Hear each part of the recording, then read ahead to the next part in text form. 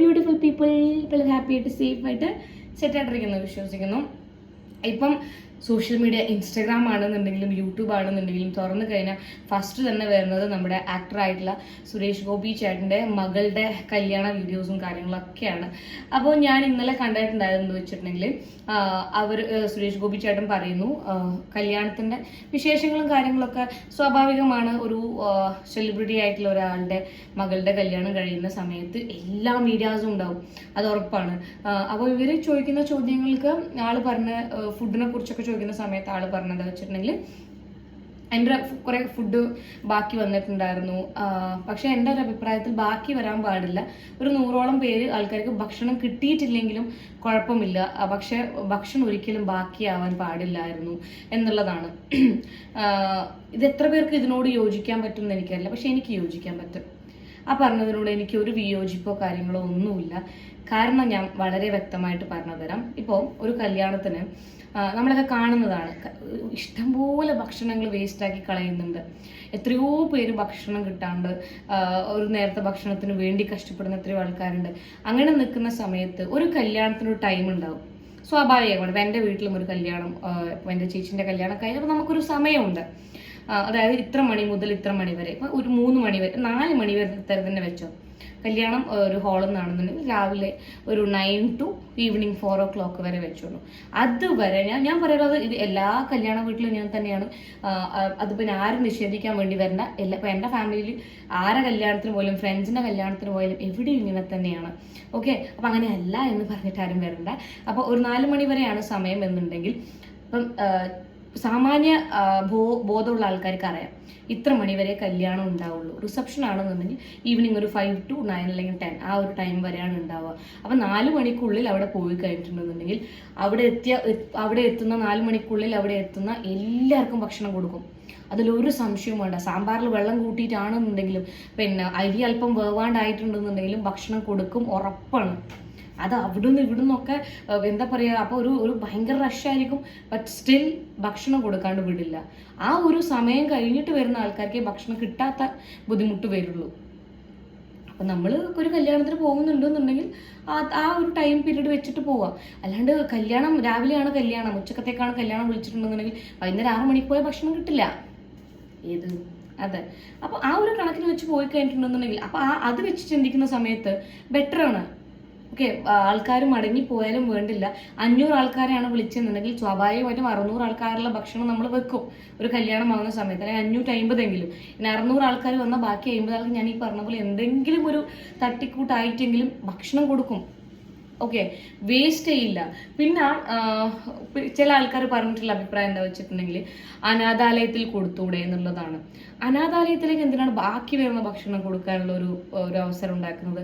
അനാഥാലയത്തിലേക്കാണെന്നുണ്ടെങ്കിലും വൃദ്ധസദനത്തിലേക്കാണെന്നുണ്ടെങ്കിലും നമ്മളല്ലാണ്ട് ഭക്ഷണത്തിന്റെ പൈസയാണെങ്കിൽ ഭക്ഷണത്തിന്റെ പൈസ, അല്ലെങ്കിൽ അവർക്ക് സെപ്പറേറ്റ് നമുക്കൊരു ഫംഗ്ഷൻ വരികയാണ് എന്നുണ്ടെങ്കിൽ അവർക്ക് നമ്മൾ അവിടെ പോയിട്ട് ഉച്ചയ്ക്ക് ആണെങ്കിൽ ഉച്ചയ്ക്ക്, രാത്രിയാണെങ്കിൽ രാത്രിക്ക് നമ്മൾ പോയിട്ട് ഭക്ഷണം കൊടുക്കുകയാണെന്നുണ്ടെങ്കിൽ അത് അവർക്ക് അതിനെപ്പുറം സന്തോഷം വേറെ അവർക്ക് ഉണ്ടായിരുന്നു, നമ്മളും കൂടി പോയിട്ട്.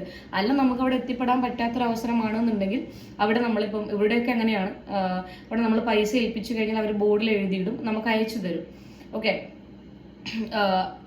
അയച്ചു തരും. ഇങ്ങനെയാണ് ബോർഡിൽ എഴുതിയതും ഫോട്ടോസും കാര്യങ്ങളൊക്കെ നമുക്ക് അയച്ചു തരും. അവർ നമുക്ക് വേണ്ടി പ്രാർത്ഥിക്കുന്നതും ഒക്കെ നമുക്ക് അയച്ചു തരും. അങ്ങനെയാണ്.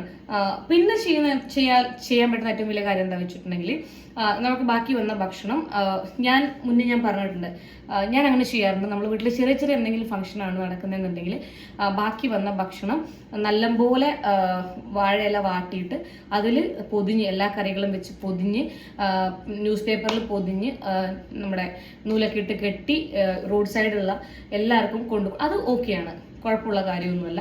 ഫുഡ് നമ്മൾ പുഴയിൽ കൊണ്ടുപോയിട്ടോ തോട്ടിൽ കൊണ്ടുപോയി തട്ടുന്നതിനേക്കാൾ എത്രയോ ബെറ്ററാണ് അങ്ങനെ ചെയ്യുന്നത്. ഈ റോഡ് സൈഡൊക്കെ ഉണ്ടാവുന്ന ആൾക്കാരുണ്ടാവുമല്ലോ, വീടോ കാര്യങ്ങളോ അങ്ങനെയൊന്നും ഇല്ലാത്ത, അല്ലെങ്കിൽ റെയിൽവേ സ്റ്റേഷനിൽ കിടക്കുന്ന ആൾക്കാരുണ്ടാവും. അങ്ങനെയുള്ള ആൾക്കാരെ കൊണ്ടു കൊടുക്കുകയാണെങ്കിൽ അവർക്ക് സന്തോഷമേ ഉണ്ടാവുള്ളൂ. ഓക്കെ, അതിൽ തെറ്റ് കാര്യങ്ങളൊന്നുമില്ല. പക്ഷെ അനാഥാലയത്തിൽ എനിക്ക് അറിയില്ല അങ്ങനെ എടുക്കുന്നുണ്ടോ എന്നുള്ളത്. പിന്നെ ഇവിടെയൊക്കെ വേറൊരു സിസ്റ്റം ഉണ്ട്, അതിപ്പം വർക്കിംഗ് ആണോ എന്നുള്ളത് എനിക്ക് കറക്റ്റായിട്ട് അറിയില്ല. ഞാൻ മുന്നേ ഒരു വീഡിയോ ചെയ്യുന്ന സമയത്ത് വർക്കിംഗ് ആണ്. ഒരു ഫ്രിഡ്ജ് ഉണ്ട് നമ്മളെ പോലീസ് സ്റ്റേഷൻ്റെ അടുത്ത്, അവിടെ നമുക്ക് കൊണ്ടുവെക്കാം. നല്ല രീതിയിൽ പാക്ക് ചെയ്തിട്ട് അവിടെ കൊണ്ടുവെക്കാം. അപ്പം ഭക്ഷണം വിശക്കുന്ന ആൾക്കാർക്ക് അവിടെ നിന്നും എടുത്തിട്ട് പോവാം എന്നുള്ള ഒരു ഓപ്ഷൻ ഉണ്ട്. അങ്ങനെ എല്ലായിടത്തും വെക്കുകയാണെന്നുണ്ടെങ്കിൽ വളരെ നന്നായിരിക്കും. ദെൻ വന്നിട്ട് വേറെ കുറച്ച് ആൾക്കാർ പറയുന്നത് കേട്ടിട്ടുണ്ട് കാറ്ററിങ്ങിൻ്റെ അവർ തന്നെ തിരിച്ചു കൊണ്ടുപോകും. അപ്പം കാറ്ററിങ്ങിൻ്റെ അവർ തിരിച്ചു കൊണ്ടുപോകുന്ന സമയത്ത് ഇപ്പം 20 ആൾക്കാരാണ് കാറ്ററിങ്ങിലുള്ളത്, അല്ലെങ്കിൽ 40 ആൾക്കാരാണ് കാറ്ററിങ്ങിലുള്ളതെന്നുണ്ടെങ്കിൽ അവർക്ക് വീട്ടിലേക്ക് കൊണ്ടുപോകാൻ പറ്റുന്ന അത്രേ അവർക്ക് കൊണ്ടുപോകാൻ പറ്റുള്ളൂ. ബാക്കിയുള്ളത് എങ്ങനെയും വേസ്റ്റ് ആയിട്ടാണ് വരിക. ഓക്കെ, അപ്പോൾ അതിനേക്കാൾ ബെറ്റർ ഈ പറഞ്ഞ പോലെ ഫുഡ് ബാക്കി വരുന്നതിനേക്കാളും സമയം വൈകിട്ടോ അല്ലെങ്കിൽ എങ്ങനെ വന്നിട്ടുള്ള ആൾക്കാർക്ക് അത് കിട്ടാണ്ടായി പോയിട്ട് മോശം. എന്തിപ്പോൾ കല്യാണത്തിലൊരു ഭക്ഷണം കിട്ടിയിട്ടില്ല എന്നുള്ള ഏറ്റവും ഹാർട്ട് ബ്രേക്കിംഗ് ആയിട്ടുള്ള സംഭവമാണോ? കുറേ പേര് അങ്ങനെയൊക്കെ പറഞ്ഞു കേട്ടിട്ടുണ്ട്. അതിൽ പരം നാണക്കേട് വേറെയില്ല, അതിൽ പരം സങ്കടം വേറെയില്ല എന്നൊക്കെ ഉള്ളത്. അങ്ങനെയൊക്കെ ഉണ്ടോ? ഒരു കല്യാണത്തിന് പോയി ഭക്ഷണം കിട്ടാത്തത് ഭയങ്കര വിഷമമായിട്ട്, ചിലപ്പോൾ വിളിക്കാത്ത കല്യാണത്തിനൊക്കെ പോയിട്ട് ഭക്ഷണം കിട്ടാണെന്നാൽ ചിലപ്പോൾ വിഷമമാകുമായിരിക്കും അല്ലേ? കാരണം നമ്മൾ വിശന്നിട്ടൊക്കെ ആയിരിക്കും അവിടെ കയറി ചെല്ലുന്നത് അല്ലേ? വിളിച്ചിട്ടും ഉണ്ടാവില്ല നമ്മളെ, അത് ചിലപ്പോൾ സങ്കടമായിരിക്കും. പക്ഷെ വിളിച്ച കല്യാണത്തിന് സമയത്തിന് എത്താത്ത ഭക്ഷണം കിട്ടാണ്ട് പോയതിന് ആരും വിഷമിക്കുമെന്ന് ഞാൻ വിചാരിക്കുന്നില്ല. It's completely my opinion. ഇത് യോജിക്കാണ്ടിരിക്കാൻ ഞാൻ എപ്പോഴും പറയുന്ന പോലെ ഞാൻ പറയുമ്പോൾ രാത്രി, ഞാൻ പറയുമ്പോൾ പകലാവേണ്ട കാര്യമൊന്നുമില്ല. ഇത് എൻ്റെ ഒപ്പീനിയനാണ്. കാരണം ഞാൻ കണ്ടുവരുന്ന സ്ഥലത്തൊക്കെ അങ്ങനെയാണ്. എവിടെയും വേസ്റ്റ്, ഇവിടെയൊക്കെ ഞാൻ പറയാലോ എത്രയോ കല്യാണങ്ങളിലുണ്ടല്ലോ ഭക്ഷണങ്ങൾ വേസ്റ്റ് ആവുന്ന കണ്ടു കഴിഞ്ഞാണ്ടല്ലോ നമുക്ക് സഹിക്കാൻ പറ്റില്ല. ഈ രാത്രിയൊക്കെയുള്ള പരിപാടിക്ക് വേസ്റ്റ് ആയി കഴിഞ്ഞാൽ എന്ത് ചെയ്യാനാണ്? ഇവരുടെ അത് നിങ്ങൾ ദയവേദി എടുത്ത് വെച്ച് ഒന്ന് ചൂടാക്കി നാളെ രാവിലെ ആണെന്നുണ്ടെങ്കിലും ഇങ്ങനെയുള്ള ആൾക്കാർക്ക് കൊണ്ടു കൊടുക്കുകയാണെങ്കിൽ നന്നായിരിക്കും നമ്മൾ പറയും. ഞാൻ പറഞ്ഞു പോകാറുണ്ട്. അതെൻ്റെ ചിലപ്പോൾ എന്താ പറയുക, എനിക്ക് അങ്ങനെ പറ്റില്ല പറയാണ്ടിരിക്കും, പറഞ്ഞു പോകാറുണ്ട്. അത് അവർ ചെയ്യുമൊന്നുമില്ല. അവർ വേഗം പ്ലാസ്റ്റിക് കവറിൽ ഇട്ടിട്ട് എവിടെയെങ്കിലും കൊണ്ടുപോയി കളയാണ് ചെയ്യുക. അത്രയും ഭക്ഷണത്തെ, എത്രയോ ഭക്ഷണങ്ങൾ വേസ്റ്റ് ചെയ്യുന്നത് ഈ ആഡംബര കല്യാണങ്ങളിൽ ഉണ്ടല്ലോ. വേസ്റ്റ് വരുന്ന ഭക്ഷണങ്ങൾ കണക്കെടുത്താൽ തന്നെ നമുക്ക് വേറൊരു കല്യാണം കഴിക്കാം, അത്രയും ഉണ്ടാവും. Okay, it's my opinion, it's my personal opinion. Okay, then വന്നിട്ട് ഈ ഇതിൽ വേറൊരു ഇഷ്യൂ പറഞ്ഞെന്താ വെച്ചിട്ടുണ്ടെങ്കിൽ ഇവരുടെ മകൻ സുരേഷ് ഗോപി ചാരിൻ്റെ മകൻ അവിടെ ഫുഡ് കഴിക്കാൻ വേണ്ടി തിക്കും തിരക്കും ആയ സമയത്ത്, നോർമലി എല്ലാ കല്യാണത്തിൻ്റെ അടുത്തും അങ്ങനെയാണ്, ഒന്നെങ്കിൽ ബൊഫേ സിസ്റ്റം ആയിരിക്കും, അല്ലാത്ത പക്ഷം നമ്മളെ ഡൈനിങ് ഹാള് ഫുള്ളാവുന്ന സമയത്ത് ഡോർ അടക്കും, ബാക്കിയുള്ളവർ ഇങ്ങനെ കാത്തു നിൽക്കും. അത് കഴിഞ്ഞ് ഒന്നും തള്ളും, അതൊരു അടിപൊളി എക്സ്പീരിയൻസ് ആണ്. കല്യാണ സദ്യക്കുള്ള തിക്കും തിരക്കും അതൊരു വല്ലാത്ത എക്സ്പീരിയൻസ് ആണ്. നമ്മളിങ്ങനെ നിന്ന് കൊടുത്താൽ മതി, അങ്ങനെ പോയിക്കോളും. ഓക്കെ, അപ്പൊ അങ്ങനെയൊക്കെയാണ്. അപ്പൊ അതിന്റെ ഇടയിൽ വന്നിട്ട് ഇവരുടെ മകൻ പറഞ്ഞു ഇൻവിറ്റേഷനുള്ള ആൾക്കാർ മാത്രം ഇവിടെ നിന്നാൽ മതി, വേറൊരാൾ ഇവിടെ നിൽക്കണം, ബാക്കിയുള്ളവരൊക്കെ ഇവിടുന്ന് പോയിക്കോ. ലൈക്ക് സീരിയസ്ലി, ഇത് പറഞ്ഞ ആളെയാണ് ആദ്യം മൂക്കിനിട്ട് ഇടിക്കേണ്ടത്. എൻ്റെ പൊന്നു ബ്രോ, നിങ്ങൾക്ക് അത്രക്ക് ബുദ്ധിയില്ലേ? ഒരു സെലിബ്രിറ്റി സ്റ്റാറ്റസിൽ നിൽക്കുന്ന ആളുടെ കല്യാണമാണ്. അപ്പൊ ചുറ്റും ക്യാമറാസ് ആയിരിക്കും. ഈ ഓൺലൈൻ മീഡിയാസ് ഉണ്ടല്ലോ, നമ്മളുടെ വായിൽ നിന്ന് എന്ത് വീഴും, എന്ത് കിട്ടും, റീച്ചിന് വേണ്ടിയിട്ട് ആൾക്കാരിലേക്ക് ഇങ്ങനെ ലൈക്ക് ഞെട്ടും എന്നൊക്കെ പറയാൻ വേണ്ടി എന്തെങ്കിലും കിട്ടാൻ കാത്തിക്കുന്ന എല്ലാവർക്കും അറിയാം. അത് ഇവരുടെ മകനും അറിയാം. സോ അതിനനുസരിച്ച് അവർ പെരുമാറുള്ളൂ, അത് ഉറപ്പാണല്ലോ. പിന്നെ എന്തും ആവട്ടെ, പിന്നെ കല്യാണത്തിന് വന്നിട്ട് നിങ്ങൾ ഇൻവിറ്റേഷൻ കാണിച്ചിട്ടേ പോകാൻ പാടുള്ളൊക്കെ സിനിമയിൽ പറയും, അല്ലാണ്ടൊന്നും അങ്ങനെ പറയുമൊന്നുമില്ല ആരും. എന്തത്, പ്രത്യേകിച്ച് ഇങ്ങനെ ഒരു സെലിബ്രിറ്റി ആയിട്ടുള്ള ആളുടെ മകനായിരിക്കുന്ന സമയത്ത്, ആളും ഒരു ആക്ടറാണ്, അങ്ങനെ ഇരിക്കുന്ന സമയത്ത് ഒരിക്കലും അങ്ങനെ പറയില്ല. പിന്നെ ഈ പറഞ്ഞ ആളുടെ കയ്യിൽ തെളിവൊന്നുമില്ല ഇന്നാൾ പറഞ്ഞു, ഒരു ഫോട്ടോ മാത്രം വെച്ചിട്ട് ഇവനിങ്ങനെ പറഞ്ഞു എന്ന് മാത്രമേ ഉള്ളൂ. പറയുന്നതോ അങ്ങനെയൊന്നുമില്ല. വേറെ ഒരാളും ഒരു മീഡിയം അത് ഷൂട്ട് ചെയ്തിട്ടോ ഒന്നും തന്നെ ഇല്ല.